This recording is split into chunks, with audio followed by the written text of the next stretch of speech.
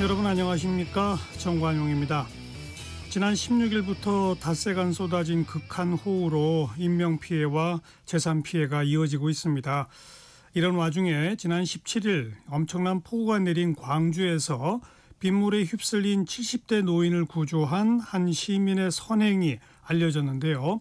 빗물이 휩쓸려서 맨홀 구멍에 두 다리가 빠진 채 물살에 갇혀 있는 할아버지를 판자 등을 이용해서 구해냈다고 하네요. 훈훈한 미담 참 반갑습니다. 그런데 지난 2022년 8월 폭우 당시에도 2명이 강남역의 한 맨홀에 빠져서 사망한 일도 있었죠. 비슷한 사고가 또 발생하지는 않을까 걱정되는데요. 환경당국이 맨홀 추락 방지 시설 설치 의무화 확대, 또 예산 지원 추진에 나섰다고 하니까 조금은 안심이 되지만 무엇보다도 폭우가 쏟아질 때는 바깥 활동을 삼가고 안전에 유의해야 한다는 것 꼭 기억해야 하겠습니다. 정관용의 시사본부 7월 20일 일요일 순서 시작합니다.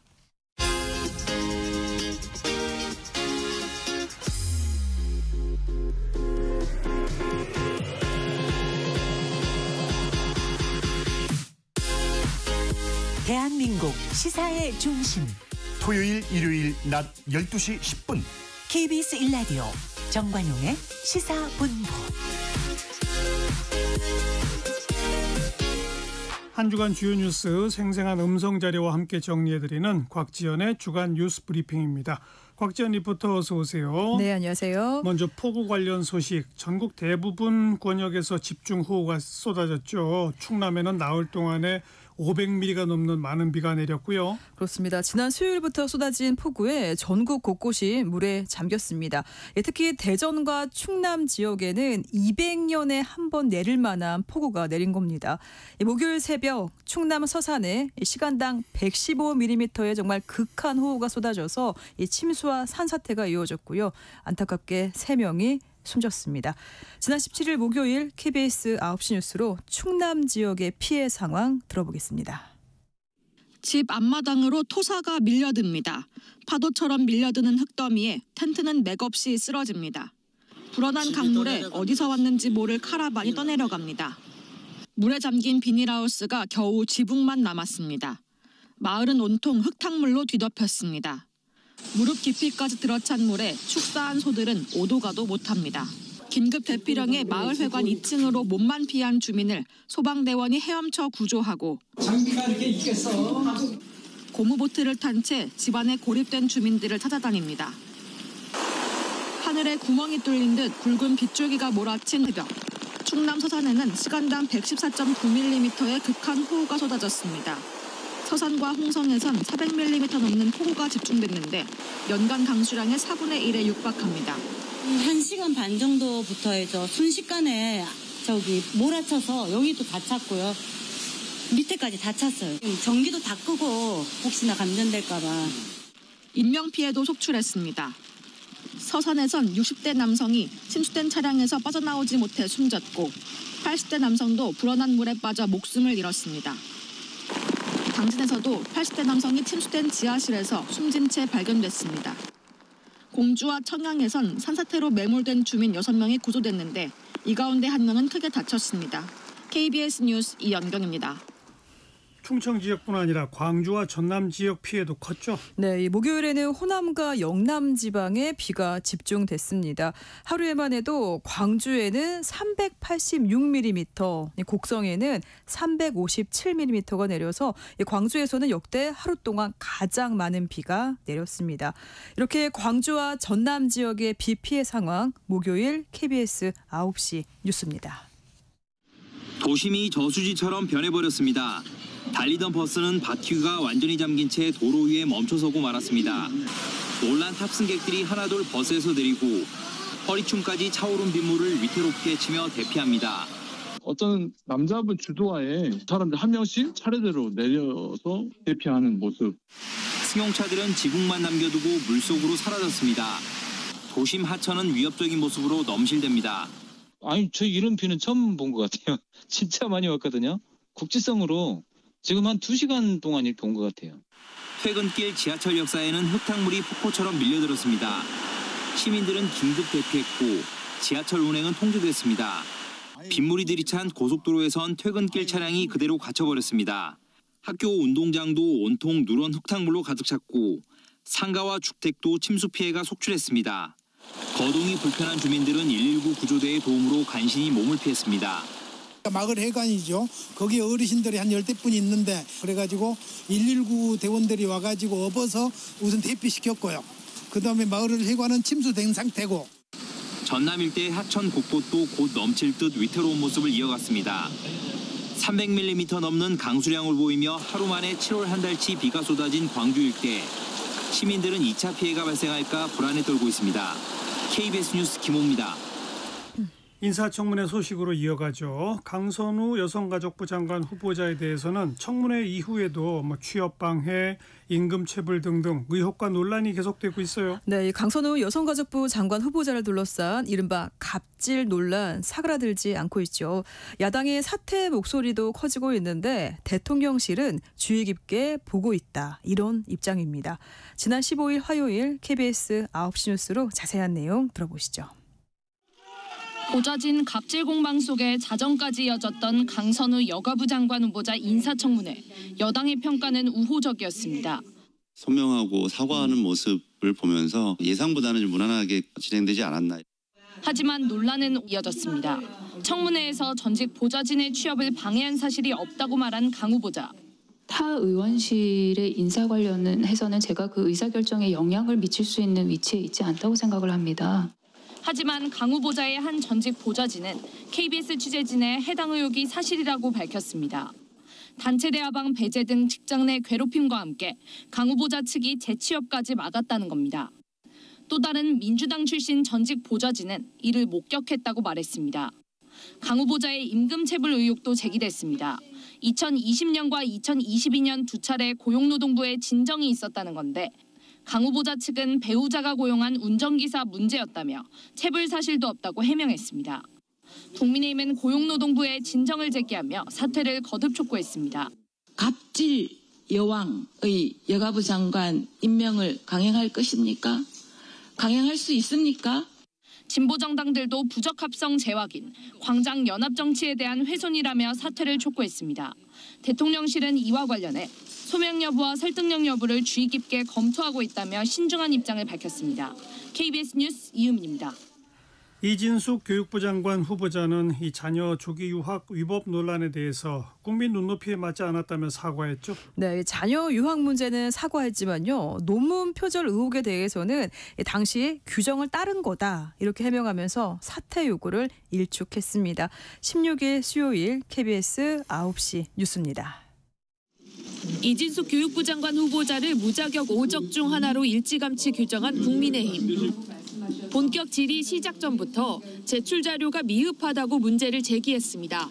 의혹이 집중된 시기 자료를 제외하고 최근 자료만 제출하겠다는 태도는 알 권리를 침해하고 민주당은 자료 제출률이 95%로 매우 높다고 방어했지만 공방이 40여 분이나 이어졌습니다. 어렵게 시작된 첫 질의. 자녀 조기 유학 위법 논란에 대해 이 후보자는 정식으로 사과했습니다.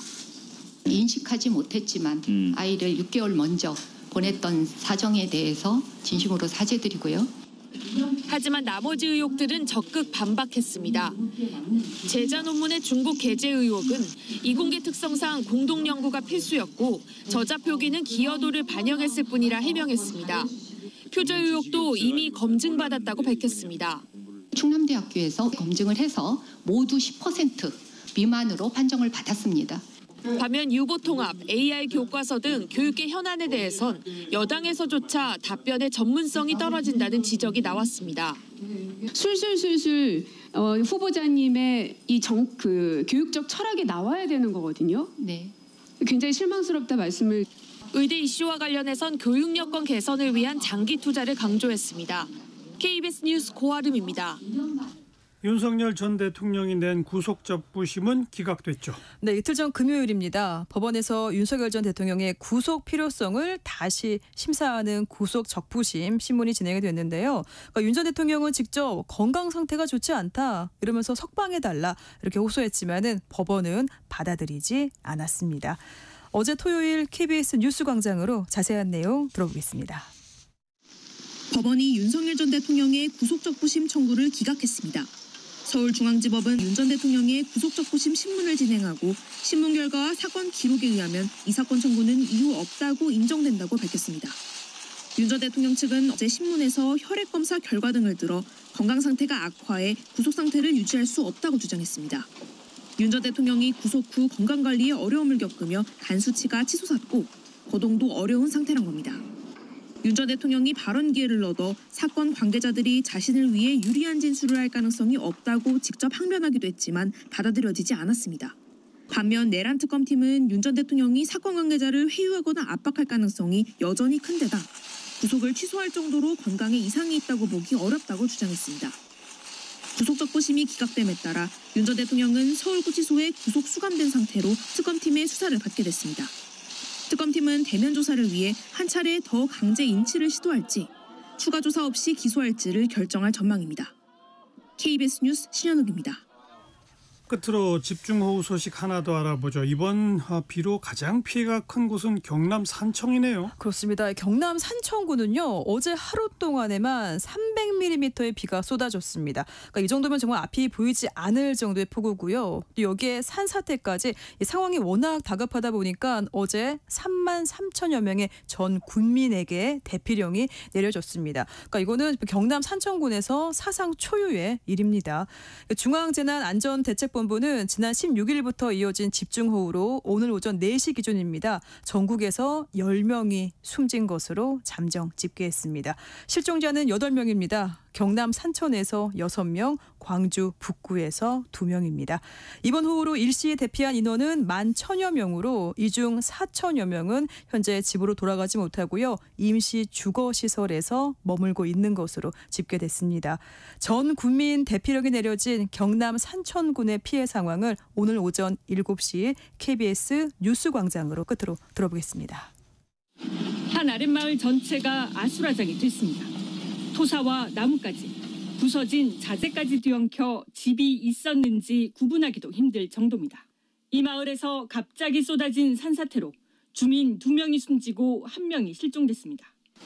집 마당으로 쏟아지는 흙탕물에 장독과 화분들이 떠내려가고 망연자실하던 집주인은 인근 학교로 대피했습니다. 저희 집 위에 저수지가 터졌대요. 흙탕물이 말도 못하는 흙탕물이 들어오는 거예요. 그래. 마을을 덮친 토사에 2층 주택이 금방이라도 무너질 듯 기우뚱 넘어가고 끊어진 마을길 위로 흙탕물이 폭포수처럼 쏟아집니다. 아빠 가지마! 불어난 하천물은 인근 대규모 딸기 비닐하우스 단지를 순식간에 집어삼켰습니다. 마을 주민 10여 명은 축사 지붕 위로 밧줄을 잡고 간신히 몸만 피했다가 4시간여 만에 구조됐습니다. 트럭이 탔는데 물이 너무 빨리 차오르니까 밧줄을 통해서 한 사람 건너간 상황입니다. 미처 대피하지 못한 주민들은 집 2층으로 올라가 애타게 구조를 기다렸습니다. 산청과 하동을 가르는 덕천강. 금방이라도 다리가 잠길 듯 불어난 물살이 세차게 흐릅니다. 물이 엄청나게 늘어 도판을 물이 치고 있습니다. 하루 동안 300mm 가까운 폭우가 쏟아진 산청에선 사상 처음으로 전 국민에게 대피령이 내려졌습니다. 나흘 동안 산청군에 내린 비는 최고 800mm가량, 영강 강수량의 절반이 쏟아지면서 피해가 눈덩이처럼 불어나고 있습니다. KBS 뉴스 진정은입니다. 주간 뉴스 브리핑이었습니다. 곽지연 리포터 수고하셨어요. 고맙습니다. 정관용의 시사본부 듣고 계십니다. 12시 25분 향해 가네요. 기상청 교통정보센터 차례로 연결합니다. 기상청의 최용우 씨. 네, 날씨 정보입니다. 닷새간 역대급 폭우를 쏟아냈던 비구름은 북쪽으로 지금 치우쳐 있습니다. 이번 비로 전국에 200에서 최고 800mm 내외의 기록적인 극한 호우가 기록이 됐는데요. 호우 관련 특보는 모두 해제가 됐고 오늘 낮까지는 경기 북동부와 강원 북부 내륙에, 오후까지는 제주에 가끔 5mm 내외의 비가 좀 더 지나겠습니다. 삼복의 시작을 알리는 초복인 오늘부터 당분간 무더위와 열대야가 기승을 부리겠습니다. 서울은 엿새 동안 잠잠했던 열대야 현상이 어젯밤 다시 시작이 됐고 제주와 남해안 일부에도 열대야가 고개를 들었는데요. 당분간 열대야와 무더위가 밤낮으로 기승을 부리면서 내륙 중심으로 최고 체감온도 33도 내외까지 오르겠습니다. 현재 전남 완도군에는 폭염경보가 오늘 오전에 발효가 됐고 있고 그 밖에 전남 서부와 강원 동해안 일부, 제주에도 폭염주의보 내려져 있습니다. 오늘 낮 최고 기온 서울이 32도, 세종, 광주 33, 대전, 강릉 34, 대구와 구미 35도까지 오르겠고요. 그동안 내린 비가 습도를 크게 높여놓은 상황입니다. 후텁지근하고 아주 끈끈한 무더위가 예상됩니다. 이와 더불어 오늘부터 모레까지 하늘은 가끔 구름 많겠고 내륙 중심으로 소나기가 자주 올 텐데요. 오늘은 늦은 오후부터 저녁 사이에 경기 남부 내륙과 강원, 충청권 내륙, 경북 내륙에 5에서 60mm의 소나기 예보가 있습니다. 현재 서울 기온 28.8도까지 올랐고 지난 수요일부터 오늘까지 닷새간 서울에 내린 비의 양은 263.5mm입니다. 날씨 정보 전해드렸습니다. 계속해서 이 시각 교통 상황 KBS 교통정보센터의 정현정 씨가 알려드립니다. 네, 집중호우로 인해서 어제 새벽부터 서울 시내 동부간선도로 소락 지하차도에서 성수 분기점 구간 교통이 양방향 전면 통제되고 있습니다. 월계 일교와 월릉교 등 도로도 침수되는데요. 인근이 전체 통제 중이니까요. 참고하시고요. 다만 일반 열차 운행은 재개됐습니다. 경부선, 호남선 그리고 경전선 등 고속열차와 일반 열차 운행이 오늘 오전 9시부터 재개됐습니다. 강변북로 구리 쪽입니다. 월드컵 대교에서 성산대교 사이 많이 막히고 있고요. 2차로에 작업이 시작됐습니다. 서울 양양고속도로 서울 쪽으로 인제터널 부근은 고장난 승용차가 서 있고요. 서종에서 화도분기점까지 막히고 있습니다. 다음은 서울 양양고속도로인데요. 동홍천 부근은 현재 고장난 승용차가 서 있습니다. 반대 서울 쪽으로 설악 부근에서와 서종에서 화도분기점, 덕소 3패에서 강일까지 막히고 있고요. 서해안고속도로 서울 쪽으로 영광 2터널 부근 2차로는 노면 포트홀 처리하고 있어서요. 미리 다른 차로로 변경해서 운행하시기 바랍니다. KBS 교통정보센터였습니다.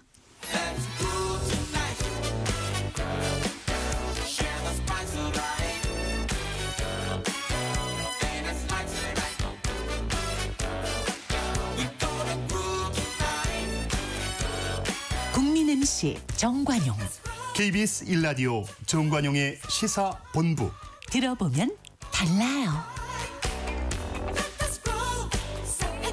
국제뉴스 정리하는 움직이는 세계입니다. 서울신문 송현서 기자 안녕하세요.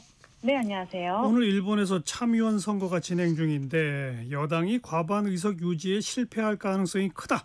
이런 얘기가 계속 나오고 있어요. 선거 이후에 일본 전국 어떻게 예상되나요? 네, 오늘 선거 결과에 따라서 일단 이시바 시게루 정권이 유지가 될지 그리고 이시바 총리가 계속 총리 자리에 있을지 정권이 교체될지 여부를 두고 많은 추측들이 나오고 있습니다. 일단 이번 선거에서 집권 자민당과 열린여당인 공명당이 125석 중에 50석 이상을 차지해서 기존 의석수를 합쳐서 과반을 유지한다라는 목표를 달성을 해야 하는데 이렇게 된다면 이시바 총리도 정치 생명을 연장할 가능성이 커지는 거고요. 만약에 여당이 얻은 의석수가 50석을 넘긴 했는데 약간 웃도는 수준에서 승리를 한다. 그렇다면 일단 과반 의석을 차지한 자민당 내에서 한숨을 돌린 이후에 이시바 총리를 끌어내리려는 움직임을 보일 수 있다라는 관측이 있습니다. 예. 문제는 자민당이 참의원에서 과반 의석을 확보해도 권한이 더 큰 중의원은 여전히 자민당과 공명당 의석수가 과반에 못 미치는 여소야대 구도라는 건데요. 마이니치 신문은 이시바 총리가 이런 한계를 극복하기 위해 일부 야당을 끌어들여서 연정을 확대하는 작업을 시도할 수 있다라고 전망했는데 더 큰 문제는 제1야당인 입헌민주당을 포함해서 주요 야당은 연정 참여에 굉장히 부정적인 것으로 알려지고 있습니다. 그런데 만약에 여당이 이번에 50석 이하를 얻어서 과반 달성에 실패하면 어떻게 됩니까? 네, 이시바 총리가 정치적으로 큰 궁지에 몰릴 수밖에 없을 겁니다. 왜냐하면 지난해 10월의 총선, 그러니까 중의원 선거에 이어서 참의원 선거까지 패배하게 되면 국민으로부터 신임받지 못한다는 평가가 나올 거거든요. 마이니치 신문은 이론적으로는 이시바 총리가 스스로 그만두지 않으면 정권 유지는 가능하겠지만 당내에서 퇴진 압박이 굉장히 거세질 것이기 때문에 이걸 버티기 힘들 거라고 전망하기도 합니다. 네. 일본에서는 여당이 참의원 선거에서 참패한 직후에 총리가 퇴진한 사례가 종종 있기도 하고요. 그리고 실제로 현재 일본 내에서는 차기 자민당 총재 후보로 보수파인 다카이치 사나이 의원, 굉장히 극우적인 발언으로 유명하죠. 그리고 이 대중적인 인기가 높은 고이즈미 신지로 농림수산상, 또 행정 경험이 풍부한 하야시 요시마사 관방장관이 벌써부터 거론되고 있습니다. 가장 중요한 건 야당이 얼마나 결집하느냐인데 국회에서 다시 총리 지명 선거가 열렸을 때 야당들이 한데 뭉쳐서 특정 야당 대표를 총리로 밀게 되면 자민당과 연립정당인 공명당은 정권을 내줘야 할 겁니다. 네. 그런데 일본에서도 지금 부정선거론이 확산하고 있어요? 네, 현지 언론 보도에 따르면 현재 일본에서 제기되고 있는 부정선거 주장들은 한국과 굉장히 유사한 부분들이 많습니다.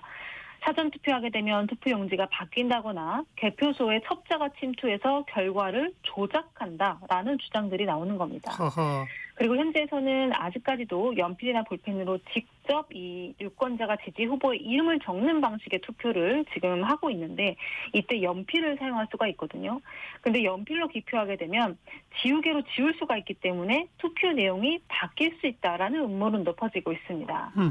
이 부정선거로는 지난달 도쿄 도의회 선거를 치른 후에 이 오늘 참여 선거를 앞둔 최근까지 급증하는 추세고요. 공영방송 NHK에 따르면 올해 X에서만 부정선거가 벌어지고 있다라는 관련 게시물이 공유를 포함해서 50만 건을 돌파했는데 이 중에 22만 건이 지난달 한 달 동안 작성이 된 거였고요. 또 일부 정치인들도 SNS를 통해서 부정선거 의혹을 제기해오고 있습니다. 그리고 지난달 치러진 도쿄도 선거의 개표 부정 주장도 확산하고 있어서 이번 참의원 선거가 마친 이후에도 이제 부정선거론이 계속 나올 것 같은데요. NHK 조사 결과 일본에서 부정개표 의혹을 믿는다는 취지로 응답한 비율은 23%에 달했습니다. 야, 23%면 우리나라보다도 많네요. 참. 네. 그나저나 이번 선거 이후에 한일 관계에는 어떤 영향을 미칠까요? 네, 일본의 대외 정책, 특히 한일 관계와 관련된 정책들은 내각이 변동하거나 여당 내 갈등이 있을 때도 특히 관성을 좀 유지하려는 경향이 굉장히 강했습니다. 네. 특히 한국 같은 경우는 이제 아직 정상화되는 과정에 있기 때문에 이런 정치 불안정기에는 또 급격한 노선 변화를 시도하는 게 어렵습니다. 그래서 한국 같은 경우는 가급적 일본하고 협력하는 쪽으로 가려고 할 가능성이 크고 또 자민당이 과반 의석의 실패를 만약에 했다. 그거는 극우 정당의 파이가 커졌다는 걸 의미할 수 있기 때문에 이렇게 되면 역사 왜곡 문제나 독도 문제 같은 예민한 부분들에서 오히려 현재 정부하고 갈등이 더 커질 가능성이 있습니다. 그리고 특히나 이렇게 입지가 좁아진 자민당이 여론을 끌어들이기 위한 용도로 오히려 극우나 우익 정당보다 훨씬 더 센 발언을 혹은 정책을 내놓을 가능성이 있기 때문에 우리 정부 입장에서는 이 참여 선거 결과를 지켜봐야 될 것 같습니다. 예. 자, 다음은 우리 국민들도 정말 많이 찾는 관광지죠. 베트남의 하롱베이에서 큰 사고가 났어요. 네, 하롱베이에서 현재 시간으로 19일 오후 1시 45분쯤 기습적인 돌풍과 폭우로 승객 53명을 태운 유람선이 전복이 됐습니다. 현재까지 34명이 사망했고요. 8명이 실종된 상태입니다. 구조된 사람은 11명 정도에 불과합니다. 현재 언론은 이날 사고가 강풍으로 인해서 유람선이 뒤집히면서 발생한 것으로 보고 있습니다.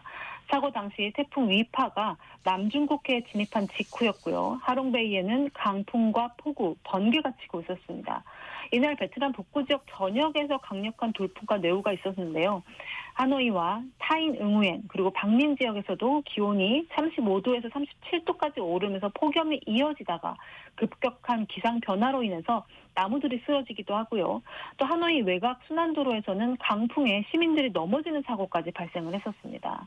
하롱베이는 한국인 관광객이 많이 찾는 베트남 관광지인데 현재까지 한국 국적의 탑승객은 없는 것으로 파악이 됐습니다. 우리도 이번 주 폭우 때문에 정말 긴장을 많이 했었는데 그런데 이렇게 비가 많이 오는 계절에 사람들이 장화를 많이 신잖아요. 네. 일본에서는 이 장화 신지 말라고 한다면서요? 네, 폭우에 출퇴근하는 직장인들을 보시면 요새 가장 많이 볼 수 있는 필수품으로 이제 장화가 꼽힙니다. 레인부츠라고 하죠. 근데 이게 오히려 사고 위험을 높일 수 있다면서 일본 공영방송에서는 장화를 신지 말라는 보도를 내보내고 있습니다. 폭우가 왔을 때 행동 요령에 대한 설명이었는데 걸어서 대피할 때 지켜야 할 사항이라는 제목과 함께 첫 번째가 장화를 신지 말 것, 그리고 침수된 지역에는 들어가지 말 것, 그리고 대피할 땐 혼자보다는 여러 사람과 함께 이동할 것 같은 행동 요령을 이제 고지를 했습니다. 근데 여기서 장화를 신지 말라는 이유는 실제로 침수 피해가 발생할 정도로 폭우가 내리면 빗물이 장화 안으로 들어오겠죠. 그러면 장화 깊이보다 더 이제 빗물이 많이 들어오게 되고 장화 안으로 물이 차올라서 오히려 움직이는데 방해를 받을 수 있다는 겁니다. 그러네요. 그리고 물이 차도 장화 특성상 밖으로 배출이 되지 않기 때문에 그대로 고여 있게 되겠죠. 그리고 장화는 전련 기능을 가지고 있어서 감전 위험에도 도움이 된다라고 알려져 있지만 사실 물이 가득 찬 상태에서는 이 절연 기능이 사실상 효과가 없다고 합니다. 그렇죠. 그리고 오히려 이제 바닥이 이제 미끄러운 바닥에서 장화를 신고 걷다가 넘어지게 되면 더 큰 부상으로 이어질 수 있기 때문에 일본 전문가들은 폭우 상황에서는 장화보다는 끈 있는 운동화가 더 안전한 신발이라고 설명하고 있습니다. 맞는 말이네요.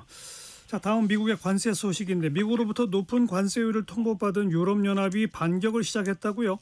네, 유럽연합은 지난주에 30%의 관세를 부과하겠다는 미국의 위협에 대해서 합의를 우선 해보겠다라고 대화에 나섰지만 뒤로는 협상에 실패할 가능성에 대비해서 보복 관세를 부과할 준비도 진행 중인 것으로 알려지고 있습니다.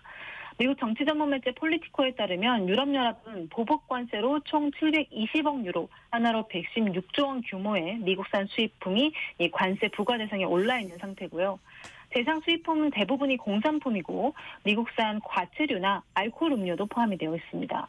관세가 부과되는 여러 품목 가운데 항공기나 항공기 부품이 가장 큰 비중을 차지하고 있는데요. 이것 때문에 보잉 같은 미 항공우주 산업에 타격이 예상이 됩니다. 예. 또 미국을 대표하는 제품으로 꼽히는 버번 위스키도 관세 대상에 포함이 됐습니다. 버번 위스키는 1차 고급 관세 품목 지정 당시에도 관세 부과 대상 품목으로 고려가 됐었는데 당시 트럼프 대통령이 대응책으로 유럽산 와인에 200% 관세를 부과하겠다라고 위협하면서 관세 대상에서는 빠졌었습니다. 그럼 유럽연합의 이 보복 관세에서 제외되는 품목은 없어요? 있습니다. 미국산 군사물자에는 일단 관세가 부과되지 않을 예정입니다. 아하.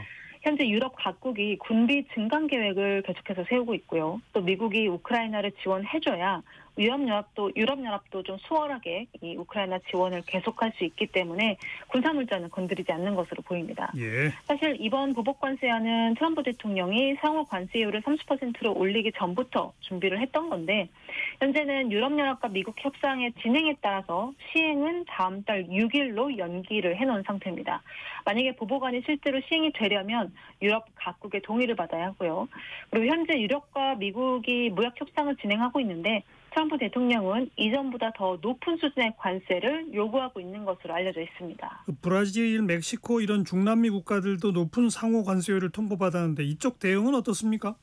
네, 브라질은 맞불 관세를 고려하면서 정면으로 받아치고 있는데 반면에 멕시코는 협상을 통해서 해결책을 찾아보겠다 하고 있습니다. 각자 처한 상황에 따라서 각각 다른 방안을 지금 모색하고 있는 셈인데요. 일단 현재 브라질이 통보받은 관세는 50%입니다. 4월에 처음 상호관세 발표했을 땐 10%였는데 무려 40%포인트나 올랐습니다.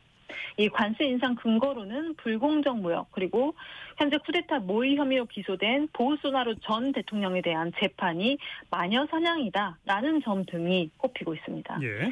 지금 현재 브라질의 룰라 대통령과 남미의 트럼프라고 불려왔던 보우소나루 전 대통령이 엄청난 앙숙이거든요. 그렇죠. 근데 지금 트럼프 대통령은 이 자신의 어떻게 보면 남미 쪽에 있는 데칼코마니 같은 이 보우소나루 전 대통령의 편을 두고 있기 때문에 현지에서는 이게 내정 간섭이다라는 지적도 있습니다. 네. 그리고 브라질은 관세에 크게 영향을 받는 산업들과 소통을 해서 이 관세 조치를 최대한 뒤집을 수 있도록 노력을 하고 있고요. 또 더불어서 이 브라질 내에 있는 미국 기업도 타격을 받을 수 있다라는 점을 강조하고 있습니다.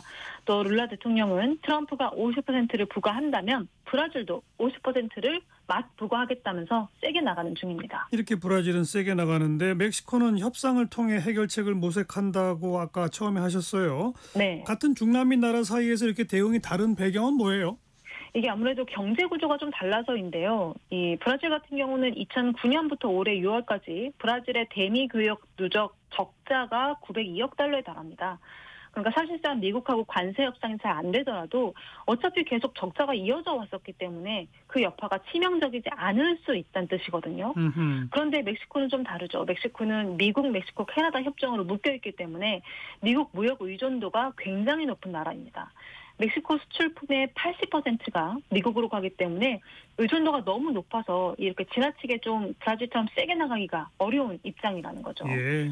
예를 들어서 미국 시장에서 멕시코산 이 토마토가 차지하는 비중이 약 70%에 달하거든요. 근데 미국이 이번 주에 토마토에 17.09%의 관세를 부과하기 시작했습니다. 여기에 커피까지 포함이 되면서 일단 미국 소비자들도 비싼 멕시코 토마토와 커피를 마시게 생겼고요.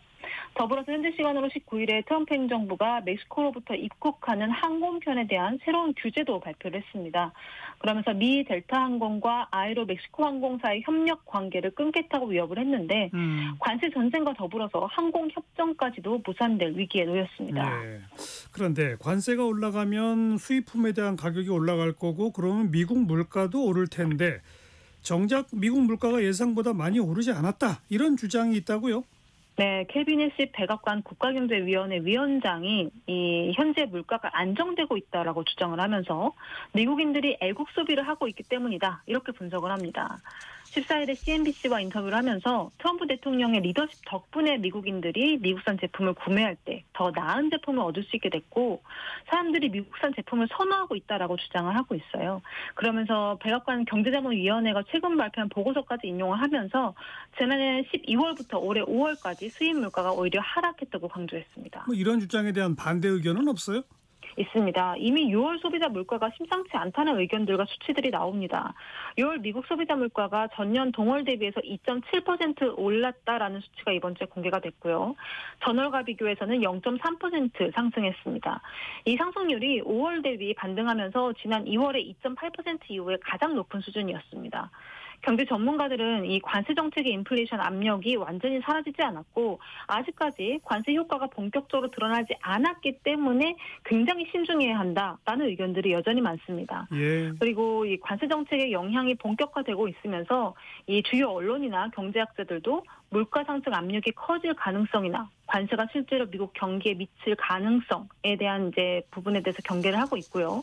그리고 참고로 이 미국 물가가 안정적으로 유지되고 있다고 주장한 해시 위원장은 제롬 파월 연방준비제도 의장의 뒤를 이을 가장 유력한 차기 후보로 거론되고 있는 인물이고요. 현재 이번 주에도 트럼프 대통령이 파월 의장을 대놓고 비난을 하면서 지금 현재 파월 의장과 트럼프 대통령의 갈등이 이어지고 있습니다. 네. 관세 올리면 뭐 물가 오르는 건 당연한 얘기죠. 맞습니다. 네, 서울신문 송현석 기자 고맙습니다. 감사합니다.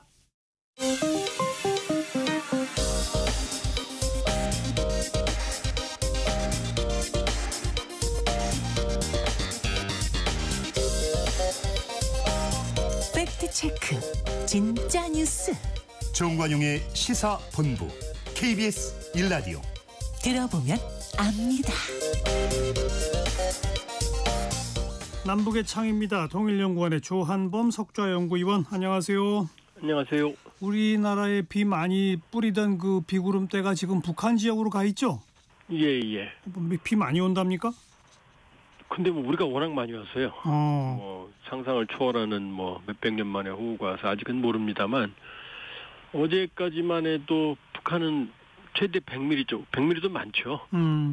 그런데 이제 아직 이제 상황을 앞두고 있는 것 같아요. 예. 오늘 밤부터 내일 모레 사이에 대략 최대 한 250mm까지 지금 비가 오는 걸로 얘기가 되고 있거든요. 네. 그러니까 뭐 아직 북한은 안심할 단계는 아니죠. 지금 지난해 북한에서 엄청난 그 수해 피해가 있었지 않아요? 작년에 어마어마했죠. 어디냐면 이제 이 압록강 하류의 의주 신의주 여기가 이제 평안북도거든요. 네. 여기하고 이어지는 데가 자강도고 압록강변, 그다음에 백두산을 끼고 있는 데가 양강도인데 여기에 기록적인 폭우가 내렸고 그래서 김정은 위원장이 본인이 직접 현장에 가서 비 맞으면서 뭐 다 연출이겠지만 헬기를 이용해서 뭐 4,000명을 구조했다 이렇게까지 보도까지 했었거든요. 예. 그리고 뭐 사망자가 뭐 발생 안 했다 그랬는데 뭐 지금 나중에 북한이 발표한 바에 따르면 해당 지역에 15,000세대를 신축을 했고 6,000세대를 보수를 했다고 그러거든요.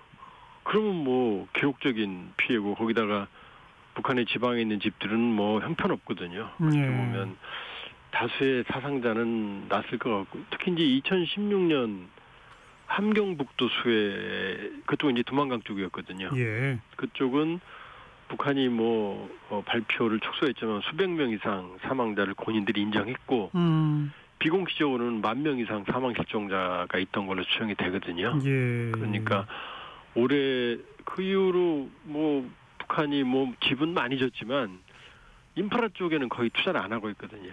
그렇죠. 그러니까 북한은 이 이슬비만 와도 홍수가 난다 이런 얘기가 있을 정도로 하하. 왜냐하면 이제 산에 나무가 없으니까 이제 연료가 없으니까 나무로 연료를 쓰고 농민들이요. 예. 그럼 토사가 유출되고 그러면 하상이 높아지고. 그렇죠. 이걸 준설을 해야 되는데 이쪽엔 돈을 거의 안 쓰거든요. 그러니까 20-30mm만 와도 일반적인 우리로 치면 이제 침수는 불가피하고 100mm 오면은 여러 가지 이제 문제들이 발생하는 이런 일이 거의 악순환입니다. 걱정이네요. 예. 그런데 또 북한에 비가 많이 내리면 그 임진강 상류에 있는 그 한강댐 방류 계속 지금 사전 통보 없이 물을 방류하죠? 글쎄요, 이제 그걸로 인해서 우리 야영객들이 사망한 사례까지 있거든요. 그러니까요. 그래서 과거에는 우리 측 통보에 대해 주장에 대해서 한 2차례, 3차례 정도 통보한 적은 있어요.